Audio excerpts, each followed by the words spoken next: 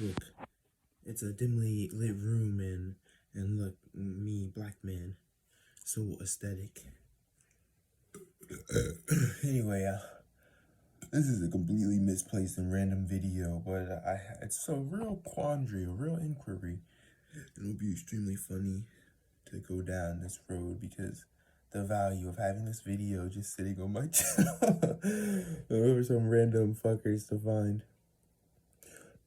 I was pondering this idea that is perpetuated in the West. Like, there's this premise that even I hold it myself. I sometimes validate it or pretend like it's legitimate. And I don't know, I just want to ponder it. There's this idea that getting beat, like being like corporal punishment, having negative reinforcement, makes someone strong, makes someone tough. It makes someone hard. It makes someone hardened. Oh my, yo, daddy didn't whoop you when you was little. That's the reason why you so soft. Why you acting out? You know, things along those lines. And you could even see it perpetuated in like our comedy, our humor. We say, oh, white people, they don't whoop their kids. That's the reason why their kids always acting out. And then we say, oh, black people, they don't even have parents. They don't even have parents. That's why those kids are acting out. They don't have no damn parents in the slightest. It speaks to the idea that negative reinforcement is actually positive in the long run. Or you know, they like just the idea, let's just make it this simple, plain. I want to say it plain and simple. This is what we're going with. Getting beat makes you hard. Oh God, and do not say that shit is like a euphemism. That's such a fucking funny entendre. Fucking Christ. Oh my God. Anyway, getting beat makes you hard. Don't be immature and keep laughing at it. That was more for me, not you guys. I gotta get through this video. Anyway, yeah. I'm not gonna say it again, but there you go. Is that true? I started thinking about it legitimately, and I think it's a coping mechanism. It might be copium. Like isn't it the exact opposite? Like, that's an oxymoron. Like, a winner, someone who's strong, someone who's hard, they don't need to tell themselves that because they lost or because they were submitted that they're strong. Like, they tell themselves, oh, that was a lapse of my strength. That was me when I was weak. And you look at the mentality of a champion, and they say, I'm never gonna lose. Even though they may have already lost, they tell themselves that it's impossible for them to lose. Yeah, there's this thing that goes along with just our collective thoughts. Is we call it outcome gratification, something like that. You hear all types of people talking about it in all types of facets. Right now I'm recalling Mr. Hyde. And basically it's just the idea that at some point you're going to understand that you have to separate your fulfillment from your success. And so in some way, if you tell yourself that because you're hardened, or no, because you got beat, you're hardened, it's almost like rather than appreciate the process of losing, rather than actually accept that you got beat, you're coping. It's so clearly a cope at this point. I can't unsee it. I don't know. What do you guys think? I feel like it was a really bad idea to end the video here. I have to go more in depth. And at the end of the day, this video isn't even like, I'm just putting it out there as a fucking gem for me to stumble across after like 2 years. Or some random people to stumble across and be like, why did I even sit through this whole video? You know, I sat through this whole video, and for some reason, I understand exactly what the fuck this rando was trying to say. I don't know. I'm not saying that people who got beat are all weak, and I understand to an extreme degree that negative reinforcement does work. But at the end of the day, like myself personally, I got my ass whooped all the time. You know, it's like, oh, I did something wrong. Damn it, boy. We talk about grabbing a branch off the tree. We talk about, getting the belt. We got the chancla or the spatula. It's all types of. I don't think that in any way I was weakened by it, because I can see that in certain situations, it instills integrity, morality, the ethics. Eh, but in a way, forcing someone that wants to be free to submit is kind of killing their spirit. And so, to for so long, for someone to be bashed and like programmed, indoctrinated by literal, like the by like violence, as like a form of showing them there's absolutely no way, like the penalty is literal violence. It's kind of weird the way that would build up over time. A lot of you people that got beat. Me personally, I have a great relationship with my dad. I moved away when I was really young, and it was away from both of my parents. So man, I really had to raise myself to some extent. But my dad, I have a good relationship with him. I don't have any hatred towards him. I can talk to him. We have so much respect. We're cordial. There's love, real love between me and my dad. But a lot of people who were corporally punished, who had that instilled in them, a lot of those people, they will tell you, I ran away. I resent that person. I hate them. They caused me anguish. They literally like bruised me. They harmed me to like some irredeemable capacity, They don't even want those people in their lives. They completely push them out. And I'm not trying to argue objectively about these sorts of things. I'm not trying to compare sizes. I'm not trying to sword fight with you guys. But some of those people that harbor more resentment, they had it easier than me. They had it far easier than me. They might have got whooped every once in a while. They might have been berated, or they might have been castrated by some sort of religious dogma that was perpetuated in their household. But some people just didn't have it as bad, yet they harbor more resentment. And so that really makes you ponder the etiology of corporal punishment.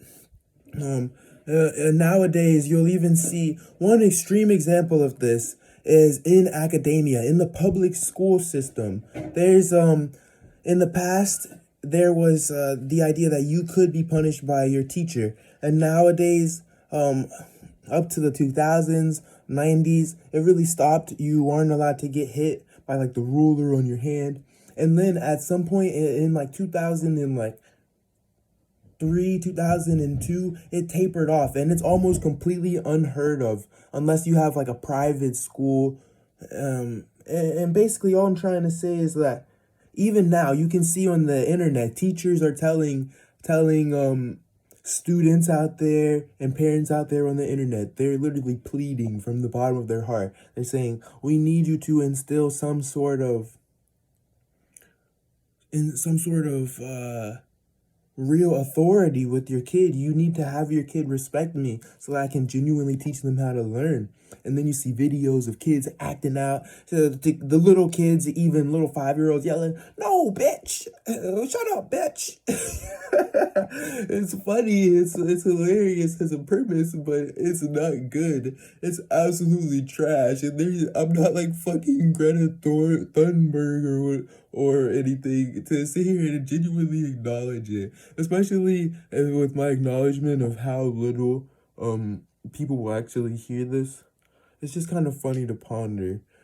I'm now considering just continuing to ponder it for so long, because I'm just going to keep thinking about it in my head. Might as well record the process. I hopped on Apex for the first time in like 7 days. Played in the range for like 15 minutes. Hopped on to run one match. It was gun run. I hopped off immediately. I don't know, I just had to share that. It's a weird premise. Do you think that getting beat makes you hardened? Jesus Christ.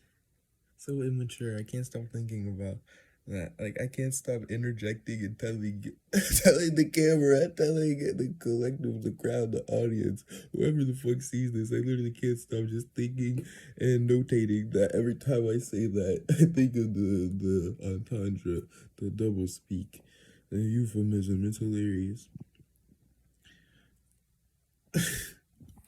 I don't know.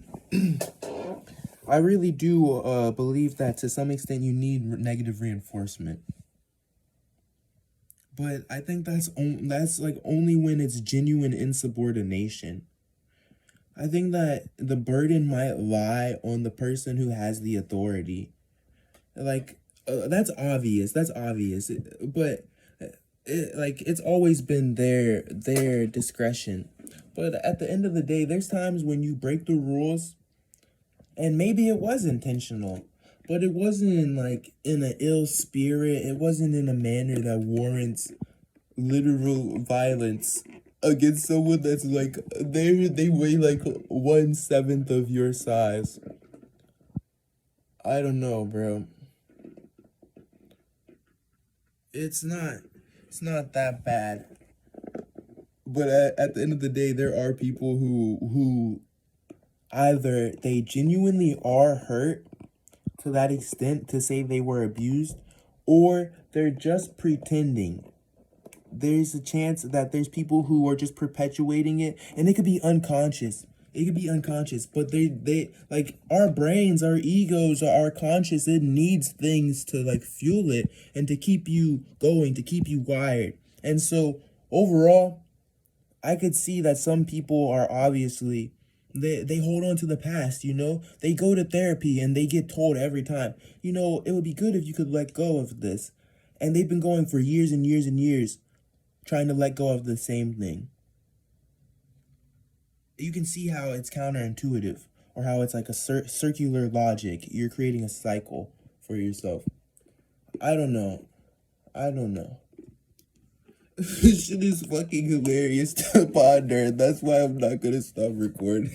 If I just kept it all inside of my head, I would be blowed. I would low key be blowed, just because this is the type of stuff that should be discussed.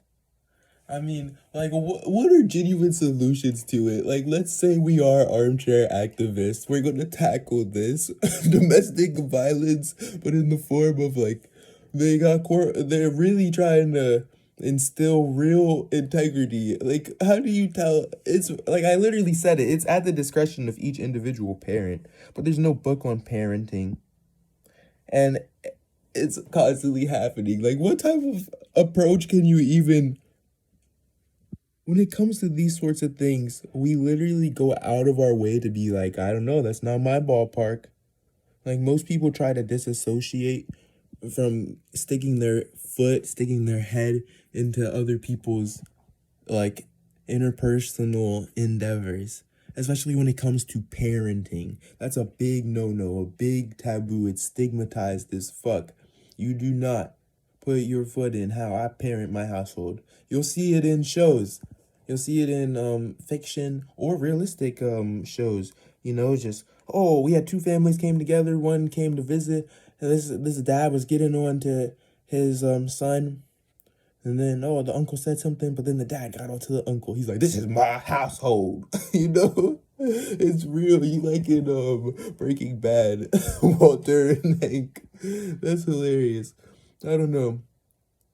It's real. Like it's in objective reality, and it's so taboo and stigmatized that literally it's so rare that you would find a discussion about this type of stuff. Like you don't get to ponder things in a group anymore. People just are all closed up to themselves, sharing their takes on the internet via the comment section. College is a terrible place to go. Liberalism and progressivism plagued it all, and you're gonna have to refer to your professor as Zim. I'm not I'm not anti anything. I just have a bad sense of humor, I reckon. Anyway, do you really think that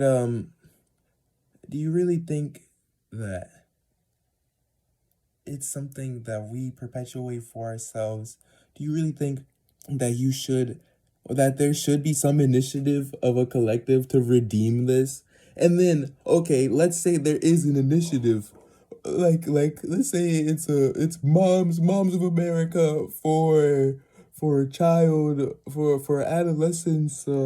I don't know what you would call it. Moms of America. They just say it's the Moms of America. They came together. They're trying to end this type of domestic abuse. Like, what initiatives do you take? How do you employ? How do you deploy? Like, you can't have a police force that's like surveying the inner works of every household. You can't have like some AI system. Oh my God, I'm starting to see real ways in which this has all been a big joke, and I now am seeing ways in which this is actually realistic. Like, it hasn't all been a big joke, but I literally made it into an inquiry, like, hypothetically, how would you do it? And now I'm seeing there's real ways in which this is already happening. Like, your school system, if you go to your guidance counselor and you tell them your parents are abusing you, there's 9 times out of 10 child services is going to show up at your door that fucking weekend, you know? Or literally they're just gonna, from that moment that you went to the school, they're gonna immediately take custody depending on how bad it is. Like, you could easily go get help as a kid, and like 911 is the perfect number. But there's just this weird ass idea. Like, when I was getting beat, well, like, there's times when you think to yourself, I want to run away, but you're just a kid and you understand, hey, what I did was to some extent bad, even if I think that my parents don't understand and they're abusing me, like, you understood, hey, I don't have anything else to do but fucking be here. Like, some people, I don't know. It's weird because when you become an adult and it becomes this sort of civil dispute, they start using words like coercion or literal. There's words that I can't even say. Like, like, I literally can't say them because if you start using these types of words, then you become an reprobate. I don't know, man.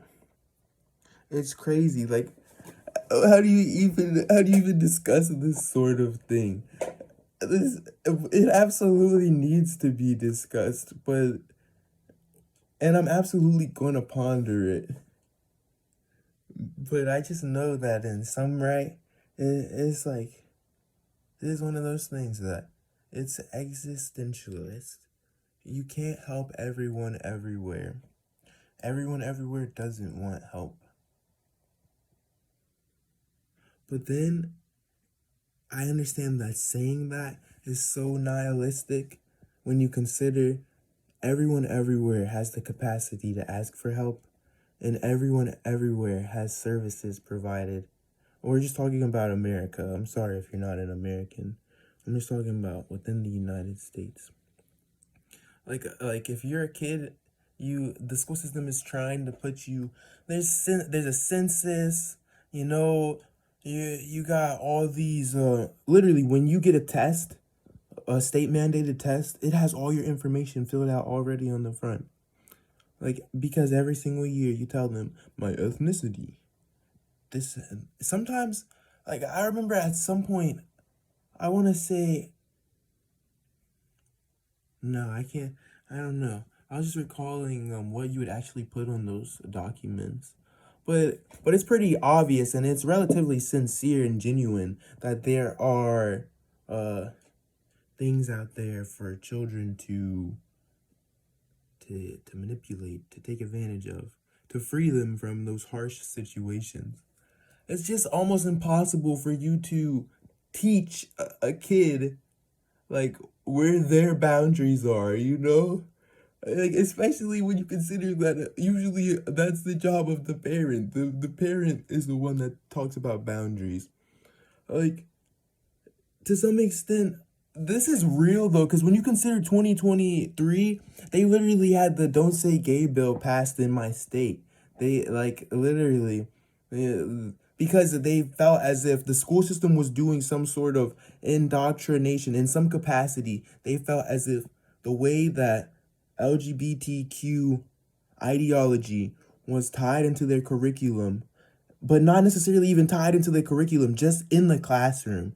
The way that it was just tied into the classroom, like having a pride flag. The way that it's so there and that a person could express that they were attached to it, it was problematic to some degree.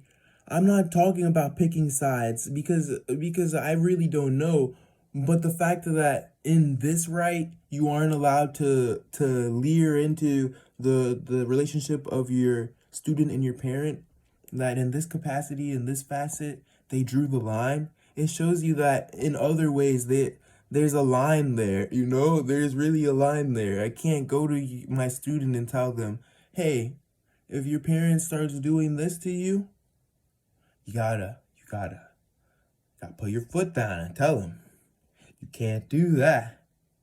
And if they don't listen, then you come to me and I'm gonna tell the fucking police. you know, it's really weird. Oh, I've seen other education systems. Like, I'm really not. It's pretty obvious. Like, you can hear how I sound making this video. And of course, it's coming out half retarded. I'm literally just talking to my camera. But at the end of the day, you can understand that some intellectual capacity where I'm weighing and rationalizing things with genuine data points, real references, real world, you know. So it's hard for me to sit here and act like I'm being facetious because I exist within a system where everything that I've spoken on is legitimate. It's not like you're schizo imagining things. It's not like I'm creating delusions.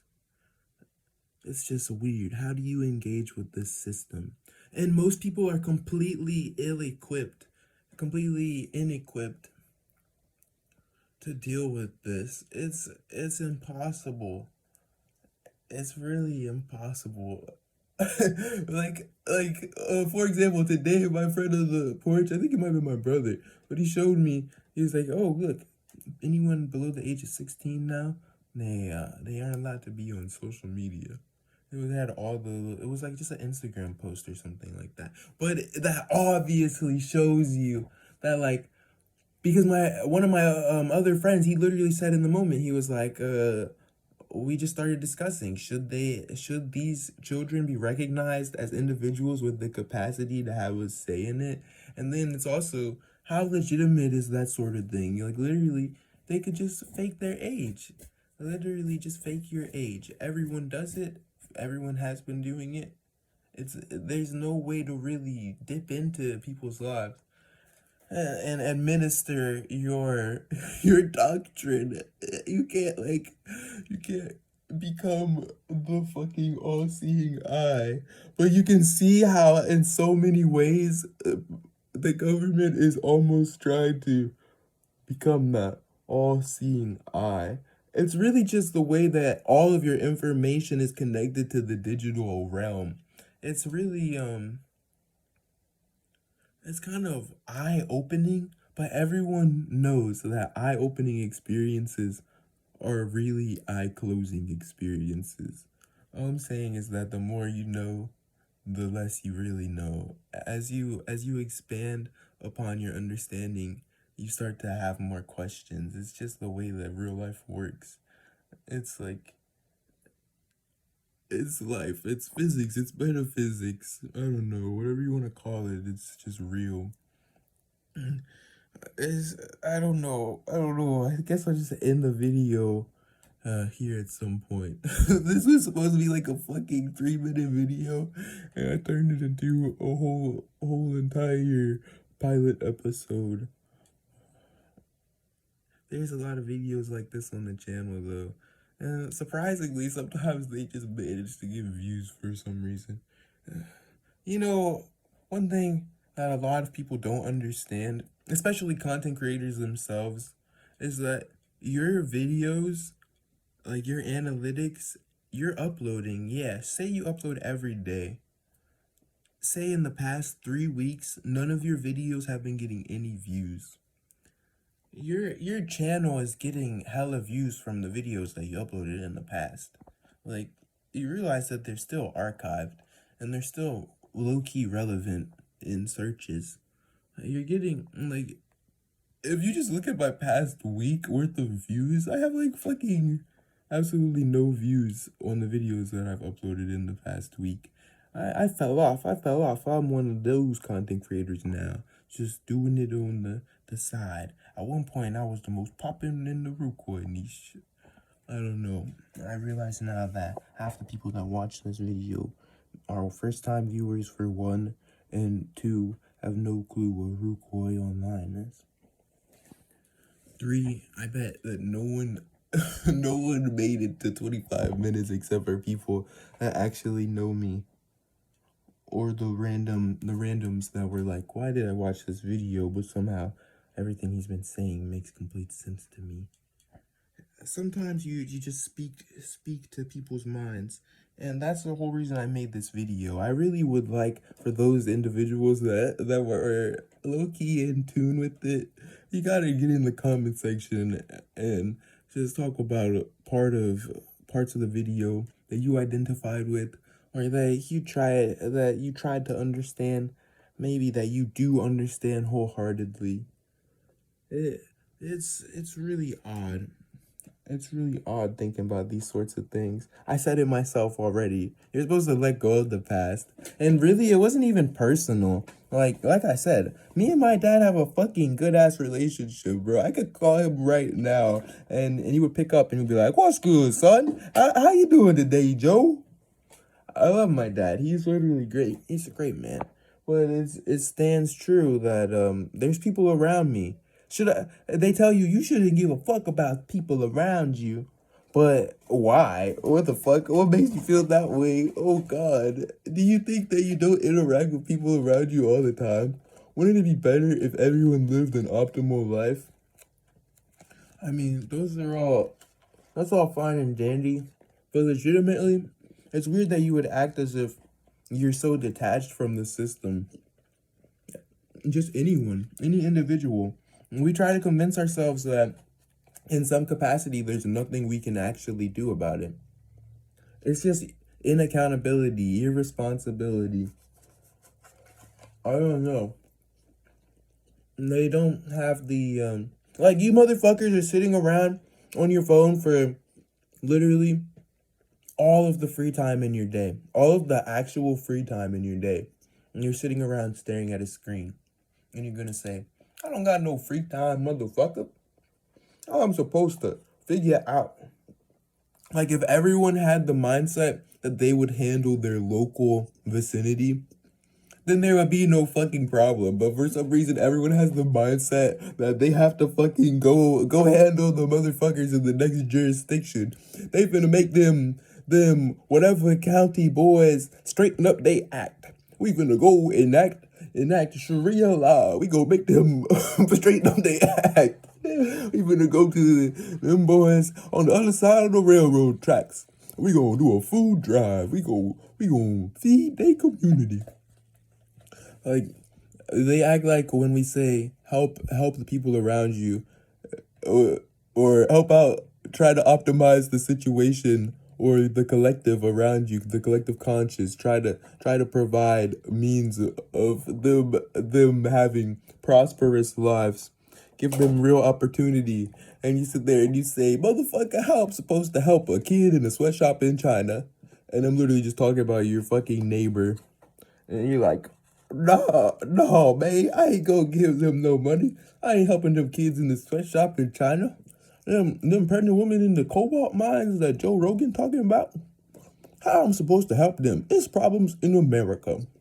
And then they don't even try to help remedy any of those problems in America in any way, bruh. In any way. They convince themselves that somehow they're people at the bottom that are desperate. They literally, like, people convince themselves, I don't got shit to give right now, whilst looking at literal people in destitute. Like, they got fucking tent shanty towns on the side of the fucking road. And you ride by every day in your car with gasoline and air conditioned Even if it doesn't have air conditioning, you got your car with gasoline. You ride by every single day from work. You sit there, return to your house, convincing yourself, I'm like them people that I drove by. I'm about broke as a joke. It's so funny because these same people will be like, oh, you gotta go get a job. You gotta go get a job. Get a job. It'll solve your problems. Just get a job. Just work a job consistently. They say that for 30 fucking years. Broke as fuck. Literally 30 years just working like a drone. Lived their entire fucking life doing absolutely nothing. And they literally will sit there and tell you that you aren't shit.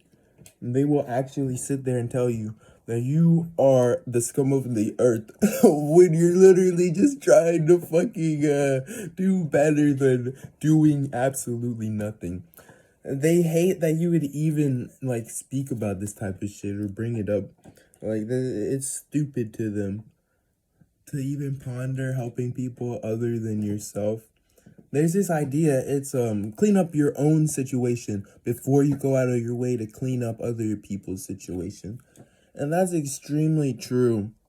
But to some extent, it's absolutely not true. And it's just another one of those ways for people to convince themselves or to make themselves comfortable with the fact that they're definitely, it's like hearing screams all the time, hearing screams all around you, and you can't help those people.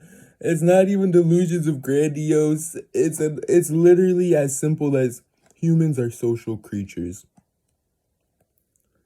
A lot of you wake up and the first thing you think is what other people are going to think of the way that you're acting. A lot of you, your self-awareness has become so paradoxical that you literally think you're on the fucking Truman Show. Like, it's just the way that it's become for a lot of people. That's modernity for you. Modernity for you. Like, you're literally... It's so crazy. I don't know what the world has become. I can't... Like, I'm so young, and the fact that it's me saying this type of shit, and the people, like, you got to consider, this is a simple premise, and it's a fallacy, it's false, but you can see it for what it really is when you look at it in an intrinsic way, how it applies to you. There's times when you look at a room and everybody, it's like the cogs in a machine. Everybody has a job that they can do extremely well. Or, oh, everybody's getting ideas in different ways. I don't know. I just think that it's weird that I walk around talking like this and I don't encounter this sort of dialogue anywhere. It's like, when I say this, when I speak it out loud, everyone's like, whoa, Joel, so true, bro. I was just thinking that the other fucking day. Joel, you're so fucking real. But then literally none of them, there's a lot of verses in like ancient manuscripts, like the fucking Dead Sea Scrolls in the Bible or the Dhammapada, all types of spiritual manuscripts. And there's these golden ass words, bro. Throughout all of them, it's ubiquitous. There's the idea of, if it's the truth, if it's real, then you speak it, and no matter where the fuck you are. It doesn't matter if you're in front of a king. It doesn't matter if they're gonna kill you, you're about to be executed. Like, you die there. You die holding the truth near and dear to you. Because if you cede, then you literally have no value. And to some extent, we can see that that's a super extreme thing to live by. But we are, obviously, you have to take it with a grain of salt. It's not absolute. Or like, I hate that the atheists are out there are all talking about, what? That is obviously unrealistic. What about when... No, motherfucker. Oh my god. I'm the retarded one, though. I'm the retarded one. It's just so funny. So fucking funny.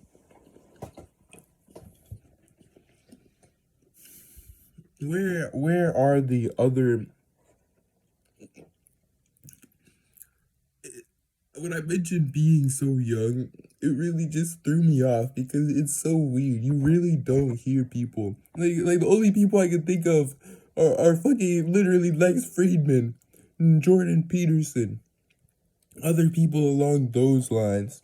But in my real life, in my day to day, there's no one who be speaking out loud and then I hear, oh wow, or like that's a key word. That's one of my key words. One of my ringer words. One of my hot words lately. You know, that's really how we walk around. We carry around recency bias, localities. You talk about your fucking neighbors, your friends, while they're literally at work, probably not even fucking considering you in the slightest. I'm really not even talking personally. To some extent, I used to be like this. But when I became really self-aware of it, I realized how easily it could delude you. And I was like, this is unhealthy. And so I had to constantly remind myself that it was myself and it really wasn't me interacting with anyone. It's just you versus you. But sometimes you just want to fucking pretend so hard. You want to fucking push the buttons and pretend that somebody out there, somebody somewhere, they're watching me. Oh, it's so fucking hilarious. You should watch Sam Hyde versus fucking Big Tech. He explains it so perfectly in one clip. He's just like, okay Google, okay Google, okay Google, and then it becomes more trigger warning, meme, and it's just like the joke is like, how the fuck are you being surveilled? Like you convince yourself you have a paranoid schizophrenic delusion that your camera records you when you're not looking, your microphone is always listening.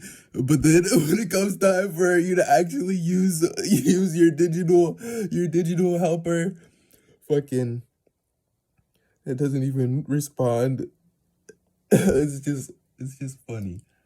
It really is weird to be self-aware. It's dastardly. Sometimes you look at yourself and you're like, why the fuck do I even exist? Like, it's the people that really try to uphold morality, integrity, some sort of ethicality. It's the people who really bind themselves by a code, who get distraught about life to the degree that they're like, I want to fucking kill myself, you know? It's the people who are, they're really trying. If you don't care about your life, if you don't have morals, if you don't have ethics, of course, at some point, all of that will probably boil over to the point where you're like, ew, what have I been doing? I hate my life. But it's the people who think that they're a failure, who constantly berate themselves, who fucking...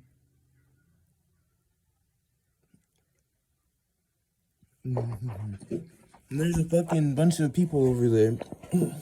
I just heard an outrageous outburst. And then I literally connected it to what I was saying over here. I thought I was better than this. I'm not above the gradient. I have to end this video now. I'm getting triggered. They triggered the fuck out of me. I can't see it anymore. Goodbye. Goodbye.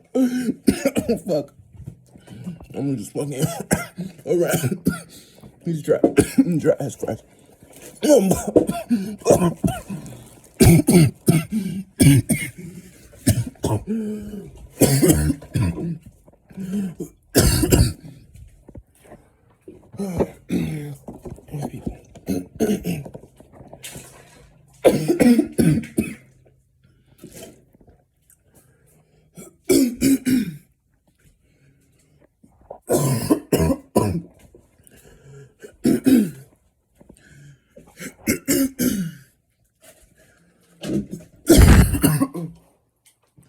Holy fuck.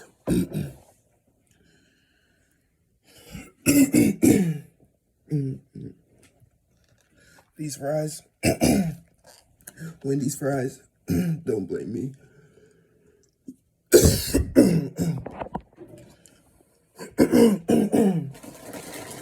Holy fuck.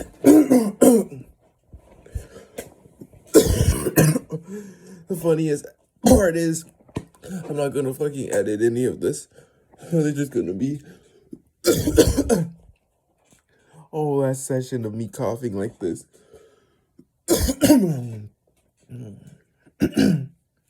Right, I'm up. I swear, I'm wired as fuck right now. You know, I hear the most retarded shit in the background. The ambiance, like it's literally just my neighbors being entertained by something, and I'm sitting here letting it throw me off. And like, to some degree, everyone that thinks they're a fucking medical fucking expert, everyone that thinks they're a doctor would be like, oh, this has got to be my schizophrenic delusions. Nah, but this I would rationalize as just, bruh, humans are so attached to their fucking selves. You gotta get over yourself, retard. To some degree, I allowed myself to pretend. And now, I can never stop pretending.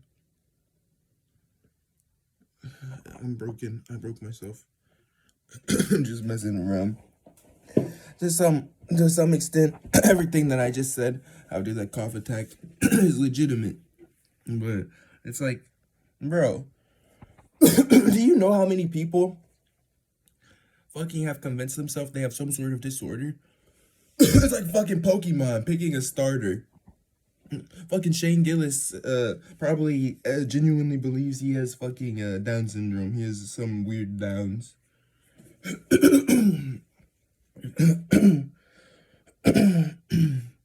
I don't know one person who doesn't rationalize their ineptitude as them being fucking retarded. It's like one of the biggest copes on the planet. I swear. But the problem with that is that it's such a cope that like you might be coping for the fact that you're fucking retarded. It's so funny. You're just trying to reassure yourself in whatever capacity. You know, a lot of people express that sort of opinion on life too, philosophy. Like we start going back to people like Nietzsche. Nietzsche. I don't personally engage in too much old literature, but you constantly will see people quoting, putting up clips of text. And it's extremely easy to understand. Such that little lame aspect of me wants to just say riveting, but the word isn't riveting. Such concise, like there's these sayings about poetry. They say, ooh, they say poetry is a bit too verbose. It's too unrefined, raw, uncut. A lot of critics will say, you didn't have to use all these pretty words. You didn't have to try to sound beautiful. So a lot of people, they enjoy poetry when it's concise and straight to the point. Like it speaks right to you. Like there's no overlooking it. I don't know. Things that have a lot of meaning, but they aren't put in a manner of being platitude. It's like it makes you feel individualistic. You reminisce and you're like, oh yes, that is me. I'm just like you. Even artists will do it. Like you'll see interviews where artists will express their love, like, oh, Tyler the Creator. Some artists like, oh, Tyler the Creator infatuated with Billie Eilish. You know, you'll see, oh, Earl Sweatshirt expresses his inspiration that he got from, I don't know, fucking Diddy. So, oh, making the band. Goofy shit. I don't know. I'm done. I'm done talking to myself. At the end of the day, I left you with so much to consider.